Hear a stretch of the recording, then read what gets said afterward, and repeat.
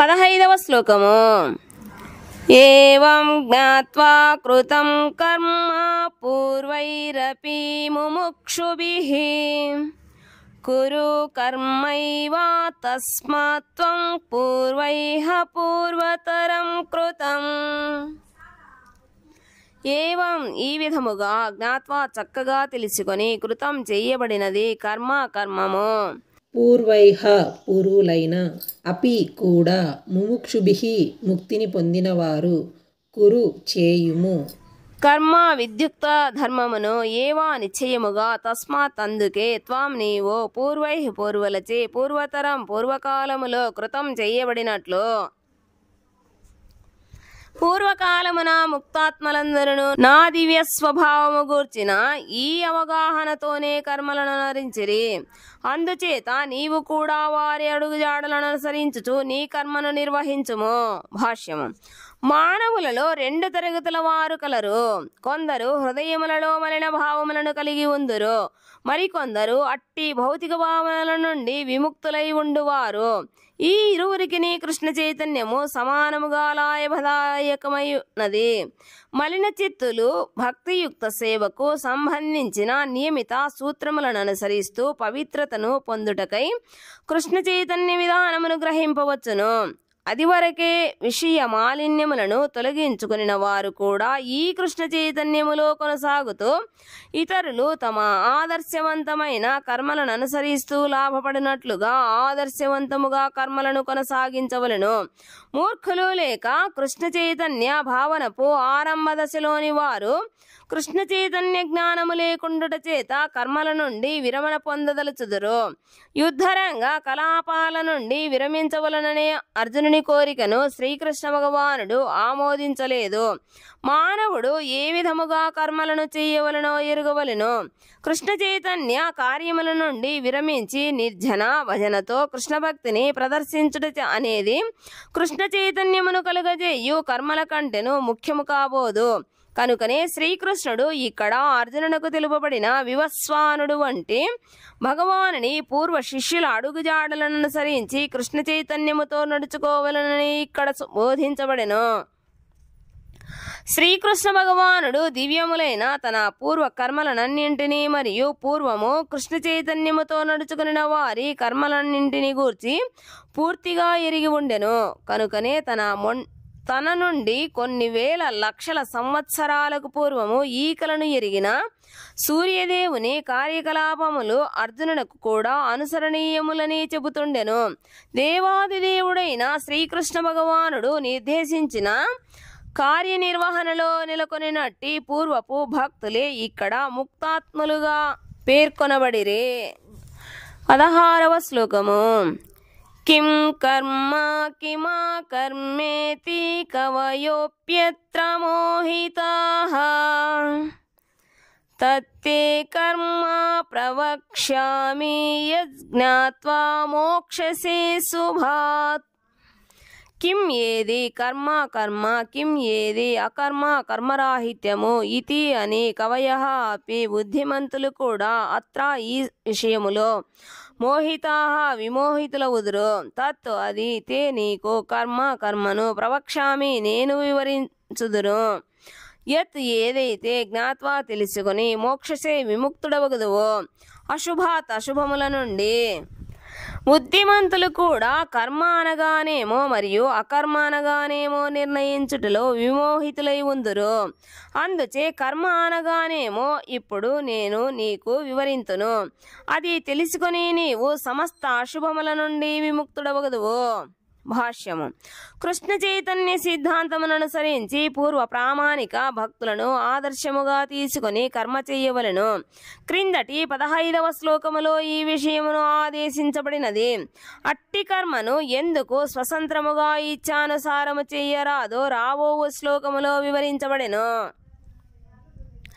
ఈ అధ్యాయపు ఆరంభములో తెలుపబడినట్లు కృష్ణ చైతన్యములో కర్మ చేయుటకు గురు శిష్య పరంపరలోని ప్రామాణిక వ్యక్తుల ఉదాహరణను అనుసరించవలను. ఈ కృష్ణ చైతన్య సిద్ధాంతము మొదట సూర్యదేవునకు ఉపదేశించబడగా సూర్యుడు తన పుత్రుడైన మనువుకు దానిని ఉపదేశించెను. పిమ్మట మనువు దానిని తన పుత్రుడైన ఇక్ష్వాకునకు వివరించెను. ఈ సిద్ధాంతము ఆనాటి నుండి ఈనాటికి ఈ ధరిత్రిపై కొనసాగుతుండెను. కనుకనే మానవుడు గురు శిష్య పరంపరలోని పూర్వ ప్రామాణిక భక్తుల అడుగుజాడలను అనుసరించవలెను. లేనిచో గొప్ప బుద్ధిమంతులైనను కృష్ణ చైతన్యముకు సంబంధించిన ప్రామాణిక కర్మల విషయములో విమోహితులవుదురు. కనుకనే శ్రీకృష్ణుడు అర్జునునకు ప్రత్యక్షముగా ఉపదేశించవలనని నిర్ణయించుకొనెను. భగవానుడే ప్రత్యక్షముగా అర్జునునకు ఉపదేశించుట చేత అర్జునుని అడుగుజాడలను అనుసరించు వారెల్లప్పుడూ నిశ్చయముగా ఈ విషయములో మోహము చెందరు. అసంపూర్ణమైన ప్రయోగాత్మక జ్ఞానము ద్వారా మానవుడు ధర్మ విధానమును నిర్ణయించలేడని చెప్పబడెను. నిజమునకు ధర్మ సిద్ధాంతములు భగవానుని చేతనే స్వయముగా నిర్దేశించబడును. ధర్మం తు సాక్షాత్ భగవత్ ప్రణీతం. భాగవతము 6వ స్కందము 3వ అధ్యాయము 19వ శ్లోకము. ఎవరునూ తమ అసంపూర్ణమైన మనోకల్పనల ద్వారా ధర్మ సిద్ధాంతములను సృష్టించలేరు. ఈ విషయము బ్రహ్మ, శివుడు, నారదుడు, మనువు, సనక సనందనాదులు, కపిలుడు, ప్రహ్లాదుడు, భీష్ముడు, శ్రీ సుఖదేవ గోస్వామి, యమరాజు, జనకుడు, బలిమహారాజు వంటి మహాజనుల అడుగుజాడలను ప్రతి ఒక్కరును అనుసరించవలెను. మనోకల్పనలతో ఎవ్వరును ధర్మము అనగానేమిటో లేదా ఆత్మానుభూతి అనగానేమిటో ఎరుగలేరు. కనుకనే తన భక్తుల పట్ల గల అవ్యాజ కృప కారణముగా కర్మ అనగానేమిటో మరియు అకర్మ అనగానేమిటో అర్జునునకు భగవానుడు ప్రత్యక్షముగా ఉపదేశిస్తుండెను. కేవలము కృష్ణ చైతన్యముతో చెయ్యబడు కర్మ మాత్రమే మానవుని భవబంధముల నుండి విముక్తిని చెయ్యగలదు. 17వ శ్లోకము. కర్మణో హెపి బోద్ధవ్యం బోద్ధవ్యం చ వికర్మణః అకర్మణశ్చ బోద్ధవ్యం గహనా కర్మణో గతిః.